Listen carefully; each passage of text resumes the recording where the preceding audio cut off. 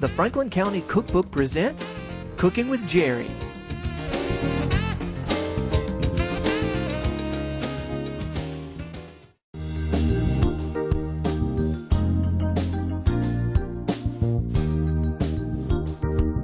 Hello and welcome to my show, Cooking with Jerry.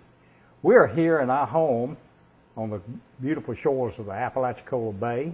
We're going to cook up something really good for you today. We're going to have grouper with a basil cream sauce.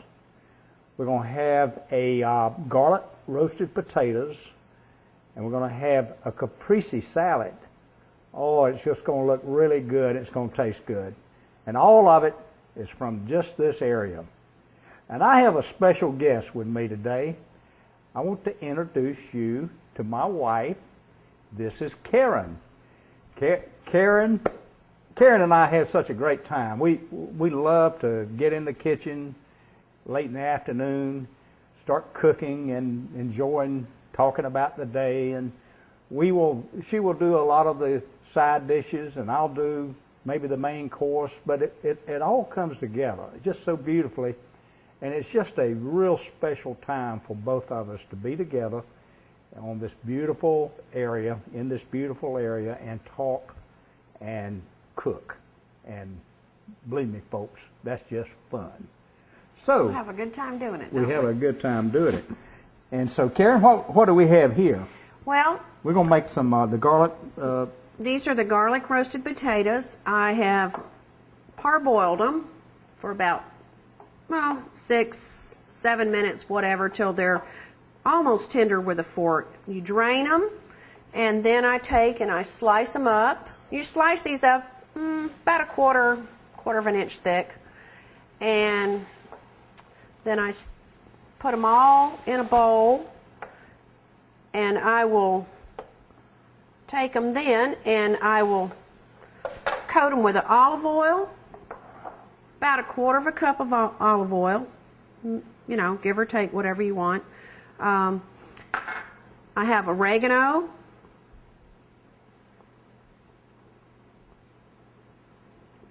to your liking, salt. This is a garlic salt. It's probably maybe a teaspoon at the max, and pepper.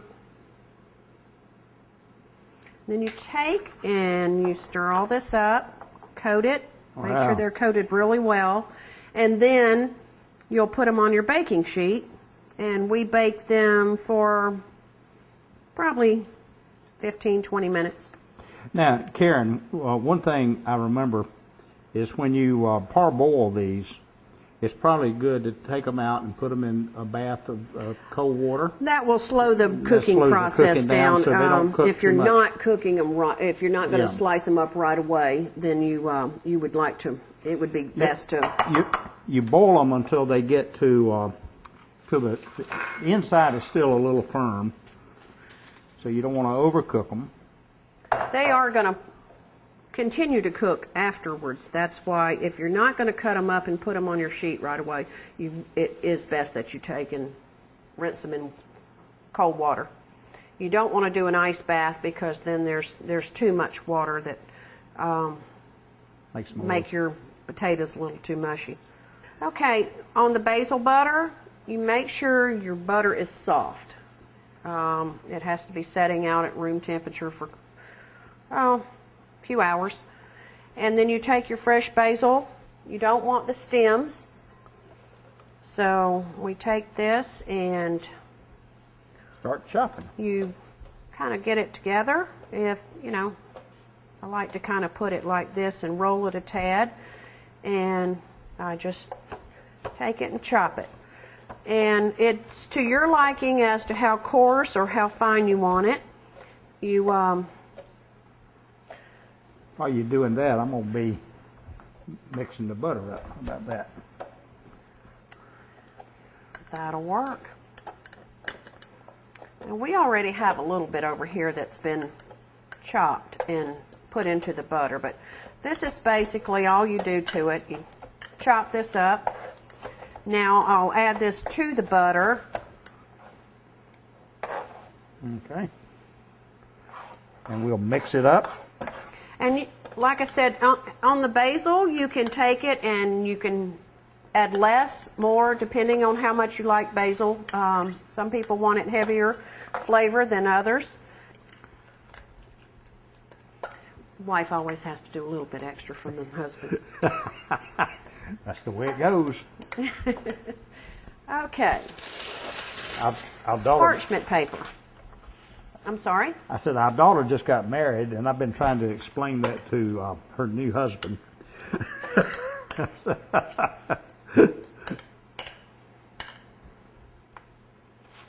All right, so what you doing? You gonna take? I'm taking the butter, basil butter, and you put it on parchment paper. Not wax paper, but parchment paper. And you'll take it, and this is where you have to use your hands a little bit. And you take this and spread it out sort of like a log. And then your hands are going to be messy, but you take and you roll this. And it will form into a round little log.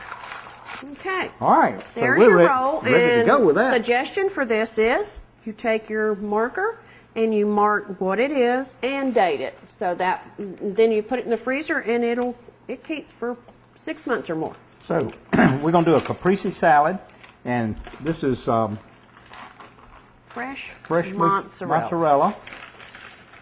And you put it in the freezer for just a little bit before. Just firm enough to get it firm. It's much easier to slice once it's firmed.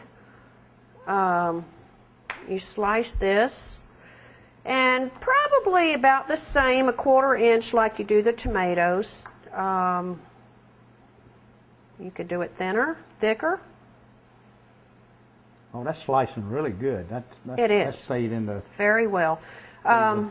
If it's not chilled, it is very hard to cut because it wants to squish up on you. Put it like that. Here's your basil. You want to slice this. You don't want to actually chop it into fine chop. You want it into little strings. And here's this. You put a little bit of your basil in. You add another cheese. And we just layer this. And you can put the basil in any way you want. Got another cheese and tomato. And I will put a little seasoning of oregano. You just kind of sprinkle it on it.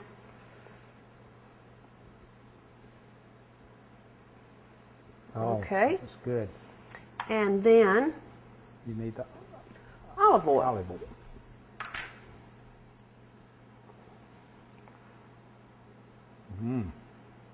Boy, ha, that looks great. It is great. It is very, very good. And then a little bit of pepper to taste. Not much pepper on it. Just enough to bring out the flavor. And there's your caprese salad. Oh, isn't that beautiful? Look at all those beautiful colors in it. Okay, now we're gonna cook some grouper. We got 2 fine fillets here of grouper, caught by Wall, and in the Gulf of Mexico, right around the corner from us. We're gonna add a little salt and pepper.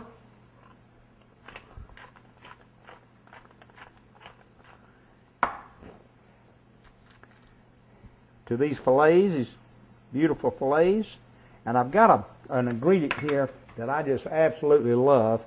And when you can find it, buy it. Buy some and keep some in your house at all times. It's just wonderful. It's smoked Spanish paprika.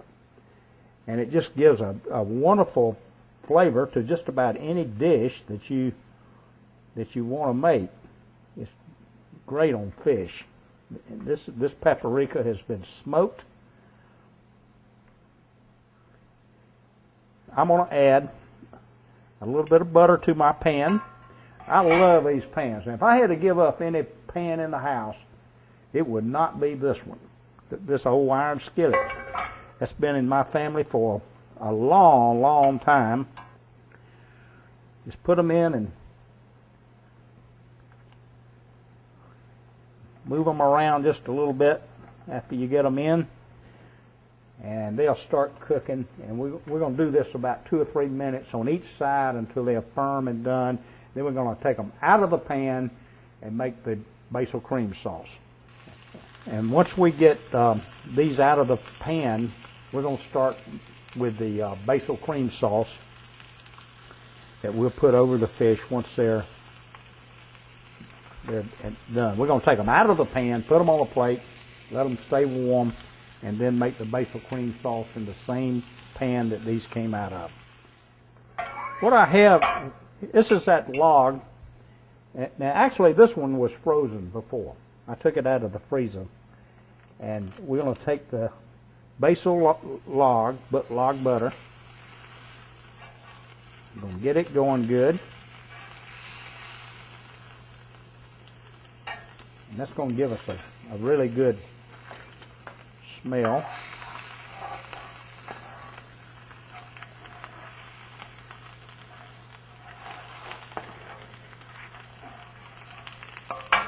Now we're going to add cream. This is actually half and half. You can use heavy cream, or you can use half and half. You can use fat-free half and half if you want to cut down on the calories. And you just keep stirring. And what you want to do is you make sure that when you do this with a spoon, and it's like that, that's ready. It's sticking to the sides. Take it off the heat. Need a plate? No, I've got one. Got one right here. And I'm going to take, bring me the other plates there. We'll go ahead and put them on the other plate. Now this cream sauce has a color to it because of the paprika. And let's put the other one there. All right, Karen, this looks wonderful. Look, I can't wait to try this. I know, it looks outstanding. It does. Let's try it. Wow, your Caprese salad looks great. Well, thank you. Try a little bit of that. All comes together here. Mm-mm. It's like my mama said, I wish everybody could have some of this. That's great. You're so right. Oh, here's to an outstanding dinner. Thank you. Thanks for including me. Oh, you're great. You're great. Folks, it just doesn't get any better than this. It's just cooking up this seafood and off the Apalachicola Bay in the Gulf of Mexico in this beautiful paradise called St. George Island.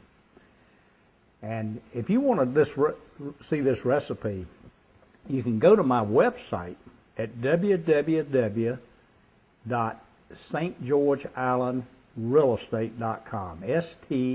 stgeorgeislandrealestate.com. There you can see a number of recipes that people have sent in to me. And if you'd like to send your recipe in, give it a try. And we'll put it in the website and check it out.